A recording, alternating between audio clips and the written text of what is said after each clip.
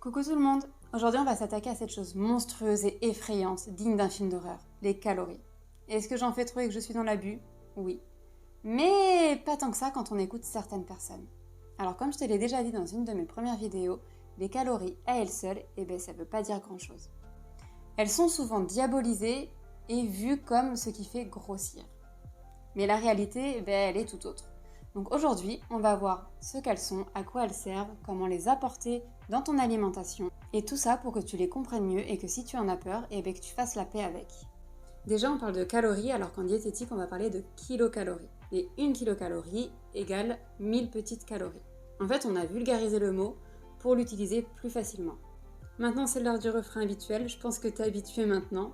Si t'es pas déjà abonné, pense à le faire et pense à activer la cloche pour ne pas louper les prochaines vidéos. Ça me soutient, ça soutient mon travail, ça te prend 2 secondes, c'est gratuit et ça me fait plaisir. Commençons par le commencement. Pour te parler des calories, il faut déjà parler du métabolisme basal ou du métabolisme de base. Donc ça, c'est vraiment la dépense énergétique utilisée par ton corps pour vivre, pour faire fonctionner tes organes et c'est tout. Donc t'es là, tu es allongé, tu ne bouges même pas un doigt, rien. C'est vraiment juste pour te faire survivre. Et il est différent pour chaque personne, puisqu'il va dépendre du genre, de la taille et du poids. Pour le calculer, il y a plusieurs méthodes qui existent, mais la plus utilisée, ce sera celle de Harris et Benedict. Si jamais elle t'intéresse, je te la remettrai en description, parce qu'elle est un peu complexe. C'est bon, je peux lire. Donc je vais te donner un exemple très concret. Un homme de 30 ans qui fait 1m70 et 70 kg aura besoin, juste pour survivre, sans bouger, sans rien faire, de 1676 kilocalories par jour. Maintenant pour une femme, donc le calcul va être différent. Donc une femme de 30 ans qui fait 1m65 pour 65 kg aura besoin pour survivre de 1441,25 kilocalories par jour. Donc ça, ce sont les calories nécessaires à ton organisme juste pour ta survie. Ce qui fait que si tu ne lui apportes pas, au bout d'un moment, ton corps n'aura plus l'énergie pour faire fonctionner tes organes vitaux. Et sans ça, il y a un moment donné où ton corps va finir par te lâcher complètement. Et maintenant, tu devrais comprendre que la mode des régimes hypocaloriques à 900 kilocalories par jour, c'est hyper dangereux pour ta santé et pour ta vie. Alors tu vas me dire, oui mais c'est sur une courte durée.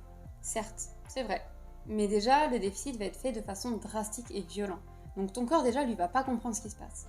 Et après ton régime, quand tu vas reprendre une alimentation normale, tu vas reprendre tout le poids que tu as perdu, voire même plus, parce que ton corps aura été en famine et ton corps aura peur d'être de nouveau privé. Alors je vois déjà venir les oui, mais sur moi, il n'y a que ça qui marche, j'étais à 1000 calories par jour et maintenant je stagne, donc je reprends. Et du coup, je baisse encore, parce que ça, je l'ai déjà entendu. Alors oui, effectivement, si tu manges 1000 calories par jour, tu vas perdre du poids. Tu vas perdre du gras, mais aussi du muscle, de l'eau, de l'énergie et plein d'autres choses. D'ailleurs, je te remettrai le lien de la vidéo sur l'anorexie mentale par ici si je trouve comment ça marche. Sinon, dans tous les cas, elle sera en description. Et je te donne dans cette vidéo-là quelques conséquences de l'anorexie mentale. Puisque la restriction comme ça, aussi violente, ça fait partie de l'anorexie mentale. En plus de ça, dès que tu vas vouloir manger un tout petit peu plus que d'habitude, comme je te l'ai expliqué juste avant, ton corps va vouloir stocker et du coup tu vas gonfler. Toi, dans ta tête, tu vas te dire « Mince, j'ai pris 5 kilos en un repas, faut que je me restreigne encore plus ». Tu vas culpabiliser, tu vas te frustrer, tu vas te restreindre. Tu vas remanger un peu plus et hop, là on revient sur la boucle infernale. Et ça fait partie de la boulimie. Et je te remettrai, si je trouve comment ça marche, le lien de ma vidéo juste là, sinon elle sera en description également. Ok, donc maintenant que j'ai posé les bases, que je t'ai expliqué de quoi ton corps avait besoin pour survivre, je vais te donner un exemple concret d'un régime hypocalorique. Et pour ça, quoi de mieux que quelque chose que j'ai moi-même vécu, et donc du coup je peux t'en parler plus facilement. Oui, je sais, je parle encore de moi, ça fait 2 vidéos à la suite, ça fait un peu beaucoup. Mais bon, au moins, je sais de quoi je parle, et là, je suis vraiment sur quelque chose de précis. Donc pour te poser le contexte, pendant ma grossesse, j'ai pris 25 kilos. J'ai une grossesse relativement compliquée, j'ai fait beaucoup de rétention d'eau, bref. Je suis montée à 90 kg pour 1m12 les bras levés. Et on ne juge pas les modèles de poche. Merci. Suite à mon accouchement, j'ai voulu perdre tout le poids qui me restait parce que je me sentais vraiment pas bien dans ma peau, c'était juste pas possible pour moi. Donc je me suis faite aider par une diététicienne. Moi à l'époque, je ne connaissais rien à la nutrition, donc j'ai suivi aveuglément ce qu'elle me disait de faire. C'est après, en me renseignant et en faisant mes formations, que j'ai vu toutes les bêtises que j'ai faites et qu'elle m'a dit de faire elle-même.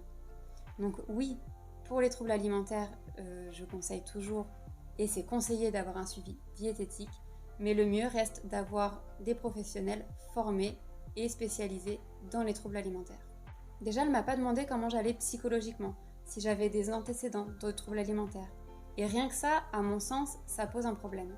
La seule chose qu'elle m'a demandé, c'était mon IMC et combien de kilos je voulais perdre. Et suite à ça, donc, je devais manger 1200 kilocalories par jour, pas plus.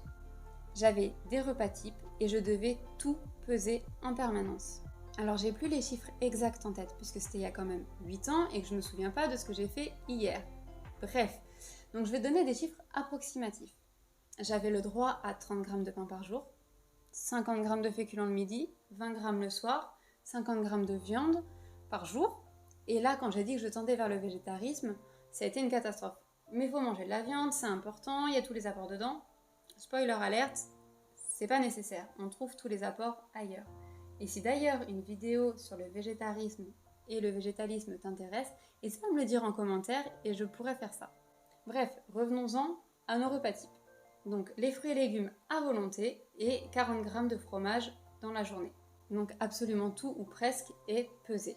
Jusque-là, tu vas me dire oui et... Mais si on regarde de plus près, 1200 kilocalories par jour et que tu reprends le métabolisme basal, on se rend compte que c'est vraiment beaucoup trop peu, puisque c'est moins que ce que le corps a besoin juste pour survivre. Les besoins journaliers caloriques vont prendre en compte le métabolisme basal, mais aussi l'activité physique sportive, le NEAT, donc ça c'est le Non-Exercise Activity Thermogenesis, toujours un superbe accent. C'est vraiment le fait de faire une activité physique, mais qui n'est pas sportive. Par exemple, quand tu es au téléphone et que tu fais les 100 pas, ou que tu vas te garer un peu plus loin de l'entrée du supermarché quand tu vas faire tes courses. Mais aussi la façon dont on s'alimente, si on va consommer des aliments bruts ou transformés, puisque les deux ne seront pas assimilés pareil par l'organisme. Donc chaque personne a un besoin journalier différent. Mais pour que ce soit plus parlant pour toi et plus concret, je vais te donner une moyenne. En reprenant le métabolisme basal que j'ai calculé tout à l'heure, pour une femme qui va avoir une activité modérée et qui pour la plupart du temps va manger de façon brute, elle aura besoin d'environ 2200 kilocalories par jour. Et pour un homme avec les mêmes critères, on sera à environ 2500 kilocalories par jour. Et ça, ce sont les kilocalories pour être en maintien calorique, c'est-à-dire ni prendre ni perdre de poids. Sachant que tu peux très bien manger 3000 kilocalories le lundi, 2000 le mardi, c'est pas grave, tu resteras en maintien. On parle de besoins journaliers alors qu'en fait, c'est beaucoup plus parlant sur une durée un peu plus longue, sur une semaine par exemple. Puisqu'il y a des jours où tu vas avoir plus faim que d'autres, d'autres où tu vas avoir moins faim que d'autres évidemment. Et il y a des jours où tu vas avoir envie d'un bon gros fast-food, il y a des jours où tu vas avoir envie de manger juste une petite salade. Et c'est ok, et en fait, tant que c'est équilibré sur ta semaine, tu restes en maintien calorique. Et comme d'habitude, je m'éparpille, donc on va en revenir à mon régime. Je devais donc tout peser puisque c'était la quantité qui comptait pour cette diététicienne.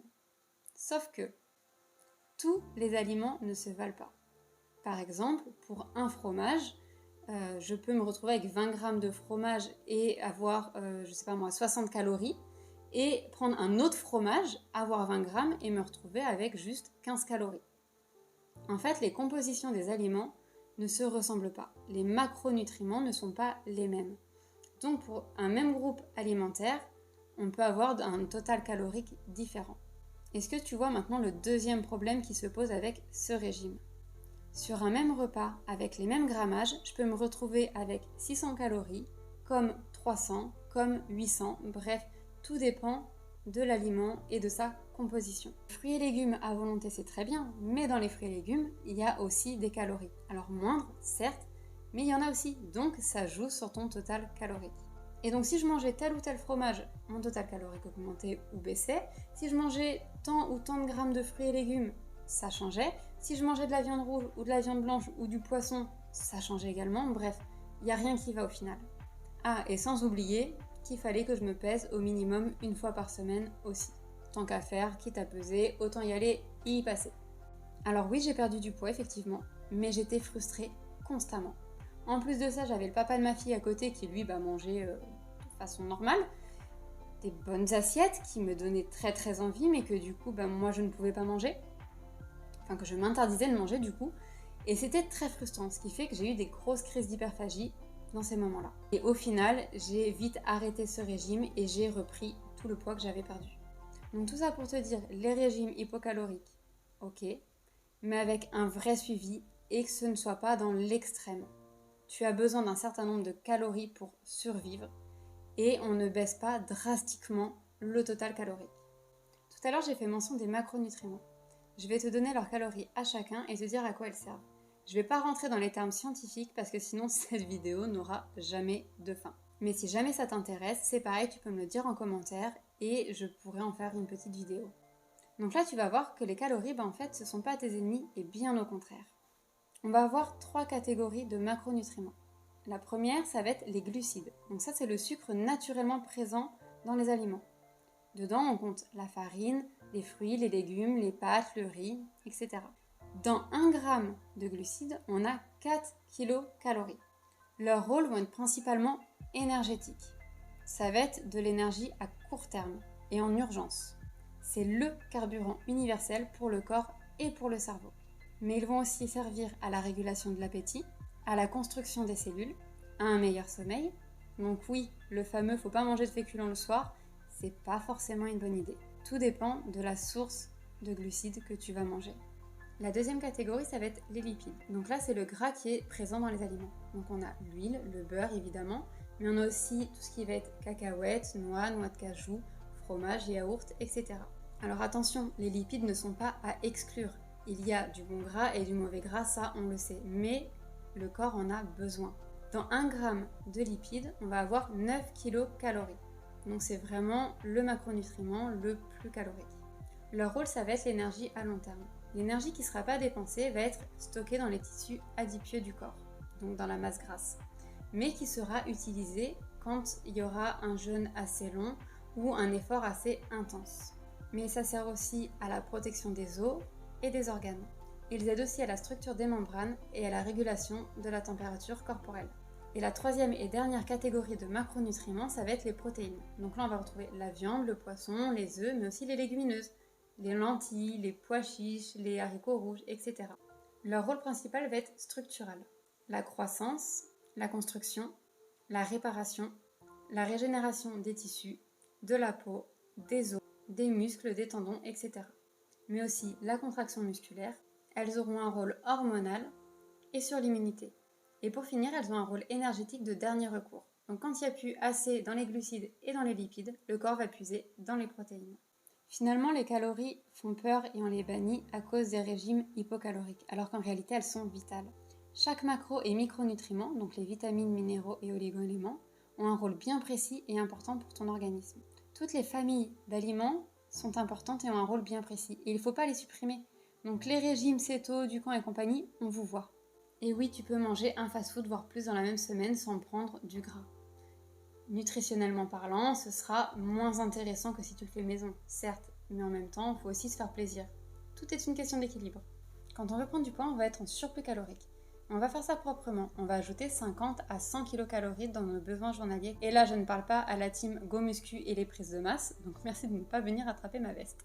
Quand on veut perdre du gras, parce que oui, dans l'idée, on veut perdre du gras et non pas du poids, quand on veut perdre du gras, on sera en déficit calorique. Et là, c'est pareil, on va faire ça proprement. On ne va pas s'enlever 500 kilocalories sur nos besoins journaliers. Non, on va faire 50 à 100 kilocalories de moins sur nos besoins journaliers. Le problème qui peut se poser quand on tend déjà vers des TCA, c'est qu'on peut très vite dévier, que ce soit pour une perte ou une prise de poids. C'est pour ça qu'il vaut mieux se faire accompagner par quelqu'un qui est formé aux troubles alimentaires. Et on oublie les pseudo-coachs d'internet là qui te promettent de te faire perdre 5 kilos en une semaine ou te faire perdre du bas du ventre ou que sais-je encore. Parce que oui, on ne peut pas cibler une perte de gras, c'est impossible. Ça serait beaucoup trop simple et pas assez drôle sinon. Alors je dis pas qu'il faut pas peser ses aliments, pas compter ses calories ou autre. Juste que quand on est proche des TCA et qu'on ne sait pas si on peut le gérer, il vaut mieux le faire avec quelqu'un de formé et de spécialisé. Je me suis beaucoup répétée, mais c'est vraiment quelque chose d'important. Enfin bref, ce qu'il faut retenir de cette vidéo, c'est que les calories ne sont pas si vilaines que ça. Elles sont pas là juste pour te faire grossir, au contraire, elles sont là pour te faire vivre, pour te donner de l'énergie et pour plein d'autres choses. Tu peux clairement te faire plaisir sans prendre 15 kilos en un mois. Et d'ailleurs, tu prendras pas non plus 3 kilos en un repas. Je pense que j'en ai déjà beaucoup dit. Si tu as d'autres questions, n'hésite pas à me les poser en commentaire, j'y répondrai. Et si cette vidéo t'a plu, n'hésite pas à mettre un like, ça me fera monter dans l'algorithme et ça fait vraiment plaisir. Et en attendant la prochaine vidéo, je te dis à bientôt!